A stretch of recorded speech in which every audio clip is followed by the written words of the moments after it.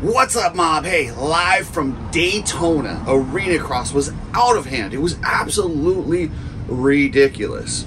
I've never seen a sand indoor track. We'll get into that. I saw a wall of death. Donald Trump is so popular here. It's actually crazy. But let's get into all that and more, guys. But remember, if you haven't subscribed, go ahead and do that right now. I would appreciate it. And if you have already subscribed, just double check that subscribe button and make sure you're still subscribed, because some people have been getting unsubscribed. So, all right, guys, let's get into this thing. You need people like me so you can point your fucking fingers and say, that's the bad guy. The track at Arena Cross tonight was something I've never seen. We were calling it Southwick in an arena.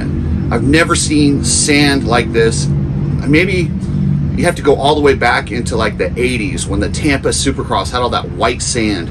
That's the last time I've seen anything that looked like what they were racing on tonight. It was totally different. Threw everybody for a loop. The track was good for one heat race, and then it was great. In addition to this crazy track, you got Marshall Welton, Chase Marquier, Justin Rodbell, and Michael Hicks. There's four extremely fast Arena Cross riders that don't normally run this series. And if you've been following the series, you know Ryan Brees and Kyle Peters have been going 1-2, 1-2 in the series to try and, you know, determine who's going to be the champion. And there was a lot of concern. Will some of these guys get in between them? And boy, did they ever. I mean, both guys, I don't think either guy did very well. But Brees made up some huge points, and despite having a bad night, it wasn't as bad as Kyle Peters. And Kyle Peters, he even could have gone worse. It was so close to being pretty much season over. Kyle Peters is a four-time champ, but he doesn't act like it. I swear, this guy's all over the place. You can see it mentally. He's cracking, and I don't know what's going on with him or where his head's at, but he needs to get it together, because he lost a truckload of points tonight. And he wasn't even going to make the main. LCQ, last chance qualifier. He's in third place. First is clearly in front of him. Second has him covered. And 3 turns from the end, second place drops out. And then in the next turn, first place crashes. So 3 turns to go and 2 guys laying down. I mean, I can't ever remember seeing the Moto gods give this to somebody. Like, they didn't want this championship to be over. And I mean, it would have been essentially over if Brees gets in both main events, scores points.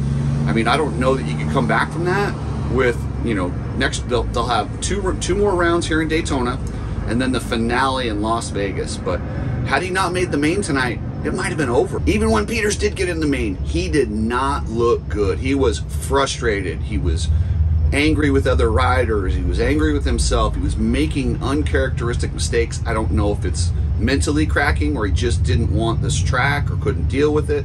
I don't know what's going on, but I suggest he bring the 450 if they have the same dirt here next weekend, because sand like that, you can't ride a 250. Brees looked to be capitalizing on, you know, the night that Kyle Peters was having. Wins the heat race, going away. Whole shots the main. Michael Hicks was pressuring him. Michael Hicks is fast, guys, fast.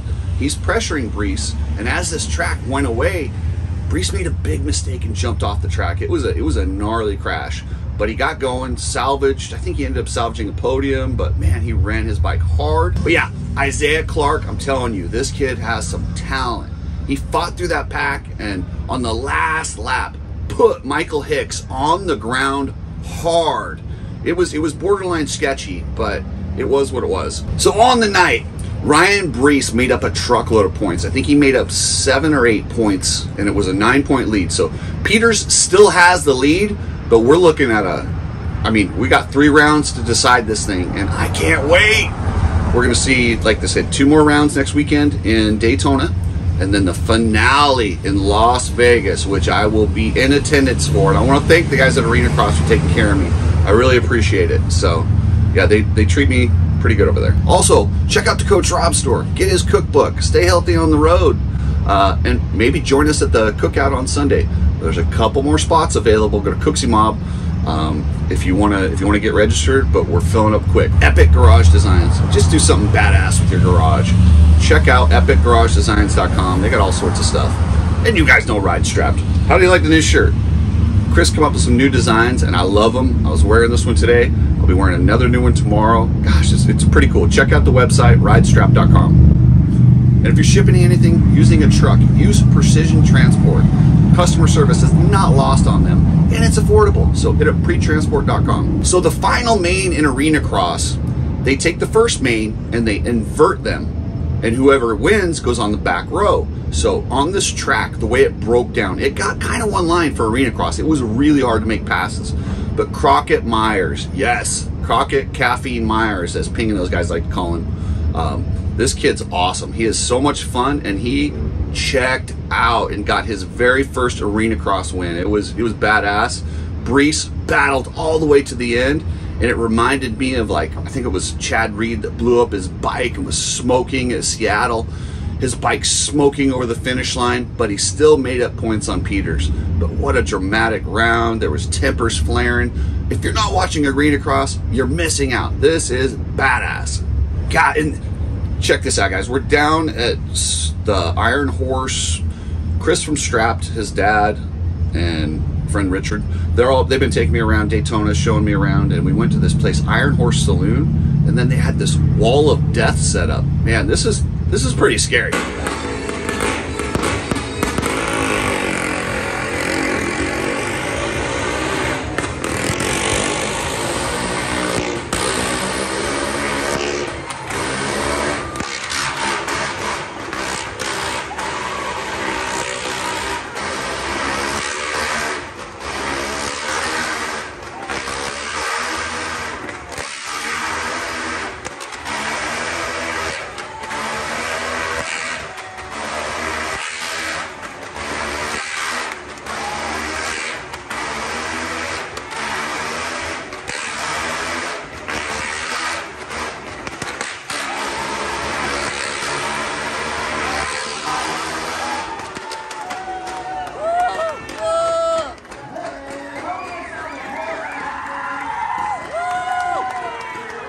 Not for the riders, but for us. You get to stand on the edge of it, and I'm like, man, if this guy crashes or goes over it, he's gonna be fine, but I'm right here on the outside, I'm gonna be dead. So, but anyway, there's some crazy stuff.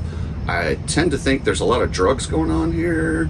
We saw some people having a really good time by themselves, but hey, good on them, I guess, right? I'll tell you what, they love Donald Trump out here. Yeah, there's Trump.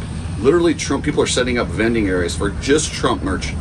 And so I got my picture taken with the Donald. But yeah, it was fun, guys. And I'll have some more videos, and we're gonna do some stuff in the cookout. But anyway, thanks, guys. I'll catch you later.